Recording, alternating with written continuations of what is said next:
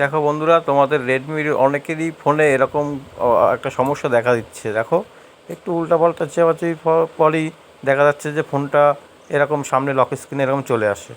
Lock স্ক্রিনে আসার পর দেখা যাচ্ছে যে এই ফোনটায় কোনো ডিসপ্লেতে কোনো কাজ করছে না, কোনো মেইন মেনু তো দেখতে পাচ্ছ না, কোনো কিছুতেই সরছে না।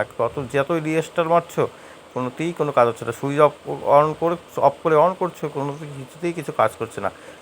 যাদের এই রেডমি ফোনের এই সমস্যাটা আসছে তারা অবশ্যই এই ভিডিওটা দেখে নাও, তোমাদের প্রবলেমগুলো সব সলভ হয়ে যাবে। দেখো, এর মধ্যে একটা ফোন এসেছিলো, দেখো ডিস্টার্ব হয়েছিল অবশ্য। দেখো এখন আবার দেখো, এই দেখো তোমাদের এই সমস্যাটা তোমাদের ফোনে আসে তো, একটু জুম করে দেখো। এরকম সমস্যা আসলে কী করবে বলো তো, সে অপশান আমার কাছে আছে, তোমরা দেখে নাও।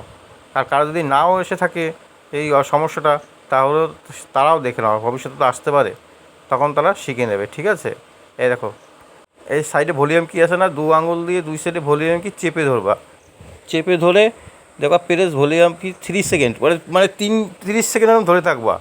30 সেকেন্ড ধরে থাকো তোমরা দুই সাইডে আঙুল দিয়ে। দেখো 30 সেকেন্ড ধরে থাকার পর অটোমেটিক দেখো ফোনটা খুলে গেছে। দেখো, এই দেখো, দেখো দেখেছো, এই যে তুমি যেখানে খুশি সেখানে টাচ করো, আগের মতো ফোনটা তোমার ফিরে এসছে। দেখেছো, ও তোমার ইউটিউব দেখো, যা খুশি দেখো, যা খুশি তোমার ফোনে যা যা আছে, তুমি যা যা আছে সব কিছু তুমি দেখো, কোনো সমস্যাই তোমার হচ্ছে। দেখেছো, ফোন যেখানে খুশি সেখানে টানো, দেখো সব কিছু হয়ে গেছে। গুগল দেখো, দেখো যা খুশি, তোমার ফোনটা যেরকম আগের মতো ছিল সেরকমই সমস্যা হয়ে গেছে। কিন্তু এর আগে যখন লক স্ক্রিনটা চলে এসেছিলো তখন কিন্তু তোমার ফোনটা কিছুতেই কিছু তুমি সরাতে পারছিলে না। দেখেছো, এরকম নতুন এর মতো হয়ে গেছে, আগের মতো, পুরো আগের মতো হয়ে গেছে।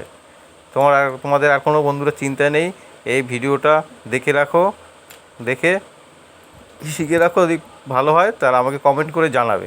ঠিক আছে, কমেন্ট করতে কিন্তু ভুলবা না। ঠিক আছে, ভিডিওটা যদি তোমাদের ভালো লেগে থাকে তাহলে অবশ্যই সাবস্ক্রাইব করে দিও চ্যানেলটা। ঠিক আছে, আর কোনো ভুলভাল হলে আমাকে অবশ্যই কমেন্ট করো, আমি তোমাদের সব সমস্যার সমাধান করে দেবো।